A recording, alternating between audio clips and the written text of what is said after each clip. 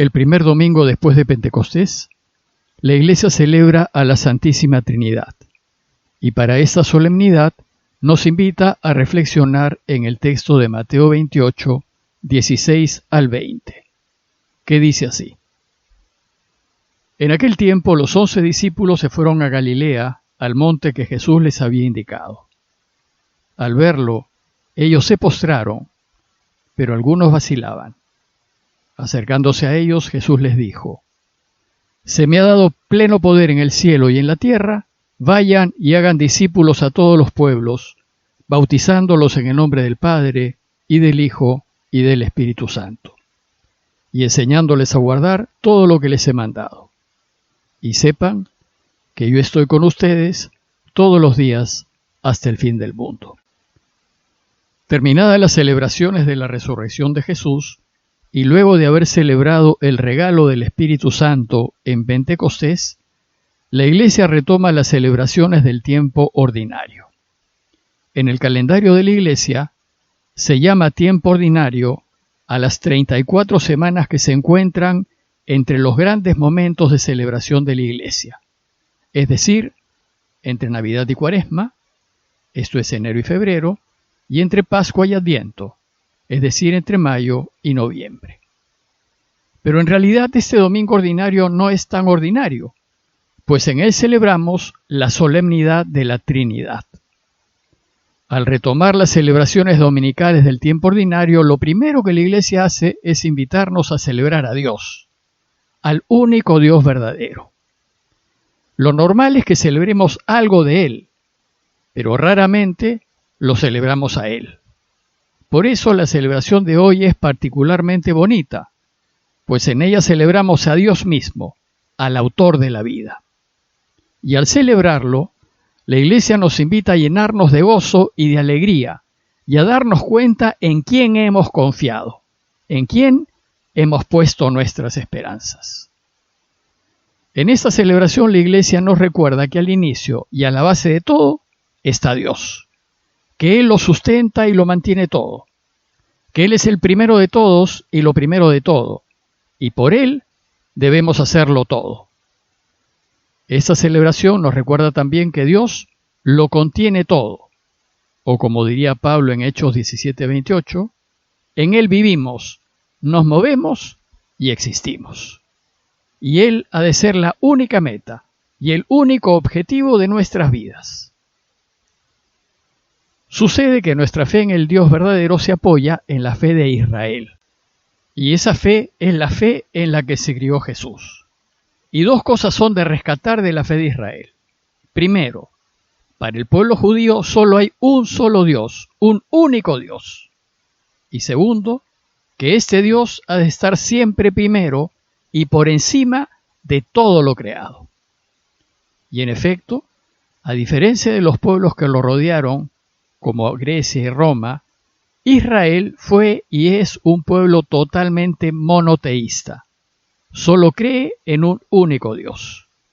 Y el primer mandamiento de su ley, como dice Deuteronomio 6, 4, 5, es: Escucha, Israel, nuestro Dios es el único Señor. Amarás al Señor tu Dios con todo tu corazón, con toda tu alma y con toda tu fuerza. Para Israel solo hay un Dios, y es el único, el verdadero, el creador de todo. Y a Él hay que amarlo por encima de todo, de familia, de amigos, de bienes, de honores. Pero, en su tiempo, el problema que enfrentó Israel no fue el ateísmo, sino el politeísmo. Israel rechazó toda forma de politeísmo e idolatría, pues la idolatría es una forma de politeísmo, y defendió un monoteísmo estricto. Y durante toda su historia, la gran mayoría de problemas que tuvo fue por defenderlo, llegando hasta hacer la guerra y a vivir el martirio a fin de defender los cimientos de su religión. Es decir, con tal de defender el primer mandamiento de la ley: amarás al Señor tu Dios, tu único Señor. Hoy también el problema es el politeísmo. Si bien muchos se declaran ateos o agnósticos, Sin embargo, en realidad, adoran muchos dioses. El dios poder, el dios dinero, el dios fama, el dios elogios, el dios placeres. Y el problema es que viven para estos dioses y se mueven en función de ellos. Es decir, su vida está marcada por estos dioses. Ahora bien, resulta que después de la resurrección de Jesús, los cristianos comenzaron, con total convencimiento, a anunciar a todos que Jesús es Dios. Y al hacerlo empezaron a tener problemas con el judaísmo, pues para los judíos solo hay un único Dios, el Padre, el creador de todo, y no puede haber ningún otro Dios fuera de él. Y para los judíos, eso de anunciar que Jesús es Dios iba en contra de lo fundamental de sus creencias. Pero, como sabemos, el cristianismo no es una religión politeísta, sino monoteísta, y creemos y anunciamos a un solo y único Dios. Pero anunciamos también que este único Dios es Padre y es Hijo. Sin embargo, el problema no terminó allí, pues con la experiencia de Pentecostés, en donde la iglesia se vio llena del Espíritu Santo, empezó a reflexionar acerca de esta fuerza de Dios que envió Jesús, y poco a poco fue dándose cuenta de que el Espíritu Santo es Dios mismo, es el único, el verdadero, y que se nos regala como Espíritu Santo a fin de poder sacar adelante su proyecto de vida. Y la iglesia empezó a anunciar a todos que el Espíritu Santo, que ha invadido la comunidad cristiana con sus diversos dones, es también Dios. Esta afirmación de fe complicó aún más las relaciones con el judaísmo, pues para el judaísmo, afirmar que también el Espíritu Santo es Dios es confirmar el politeísmo. Pero el cristianismo se defiende y dice que solo cree en un solo Dios, pero afirma que este único Dios es trino, que el Padre es Dios, que el Hijo, Jesús, es Dios y que el Espíritu Santo es Dios. Lo que en el fondo sostiene la Iglesia al decir que Dios es uno y a la vez trino es que no podemos conocer a Dios como verdaderamente es, porque somos limitados. Somos incapaces, su conocimiento nos sobrepasa y es un verdadero misterio. Y que todo intento de explicar a Dios diciendo que Él es uno y a la vez trino es solo un intento válido de aproximarnos al misterio de Dios. Y es lo mejor que podemos decir de Él, y que nos lo ha revelado el Hijo por medio del Espíritu Santo. Esta fe cristiana, que Dios es uno y a la vez es Padre, Hijo y Espíritu Santo, ya estaba consolidada en la época en que Mateo escribió su Evangelio.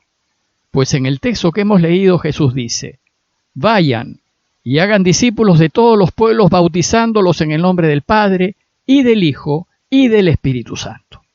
Es decir, la iglesia dirá: vayan y bauticen a todos en el nombre del único Dios verdadero, que es Padre, Hijo y Espíritu Santo. El judaísmo se opondrá al cristianismo acusándolo de adorar a tres dioses. Pero el cristianismo, por su parte, se defenderá diciendo: no, nosotros creemos en un único Dios, que es a la vez Padre, Hijo y Espíritu Santo. ¿Y cómo es posible que Dios sea uno y a la vez trino? ¿Cómo es posible que se afirme que hay un único Dios y que a la vez se diga que el Padre es Dios, el Hijo es Dios y el Espíritu Santo es Dios? En realidad, la Iglesia reconoce el insondable e infinito misterio de Dios y reconoce que nosotros somos seres finitos y limitados y que somos incapaces de aprehender lo infinito e ilimitado. Es decir, que Dios nos sobrepasa en todo y que es tan grande que es imposible conocerlo. Nuestra limitada inteligencia solo nos permite atisbar algo del verdadero Dios, y que aquello que podemos decir es solo lo que nos ha revelado Jesús por medio del Espíritu Santo. El mismo Mateo nos cuenta que Jesús afirma: nadie conoce bien al Hijo sino el Padre, ni nadie conoce bien al Padre sino el Hijo, y aquel a quien el Hijo se lo quiera revelar. Por tanto, lo poco que podemos saber no agota el conocimiento de Dios, pero tampoco lo descalifica. Lo cierto es que la Iglesia y nosotros mismos nos vemos en problemas para entender y más aún para explicar cómo es posible afirmar que Dios sea uno y a la vez trino. Pues el misterio de Dios nos sobrepasa. Sin embargo, a lo largo de los siglos la Iglesia ha aprovechado ciertas imágenes que permiten intuir que es posible que tres sean uno. Por ejemplo, tres llamas de fuego que al juntarlas hacen una sola llama. O tres notas musicales que al tocarlas a la vez producen un solo sonido. Así también Padre, Hijo y Espíritu Santo son nuestro único y verdadero Dios. Hoy lo que la Iglesia desea al inicio del tiempo ordinario es celebrar a nuestro Dios, celebrar su grandeza, celebrar que es bueno, amante, perdonador y celebrar el extraordinario amor que nos tiene. Es reconocer, como dice Pablo, que creemos en un solo Dios y Padre de todos, que está sobre todos, por todos y en todos. En Efesios 4:6. Y es reconocer que sin Él no podemos hacer nada. Celebremos pues en este domingo al Dios verdadero y agradezcámosle a Jesús que nos ha mostrado su verdadero rostro, el de un papá que nos ama porque es solo amor. Y afirmemos que Dios es el único Señor y que hasta donde podemos ver y entender, Él es Padre, es Hijo y es Espíritu Santo. Y tomemos conciencia de que si queremos ser verdaderamente felices, debemos amarlo siempre con todo nuestro corazón, con toda nuestra alma y con todas nuestras fuerzas, que en esto está nuestra verdadera felicidad. Parroquia de Fátima, Miraflores, Lima.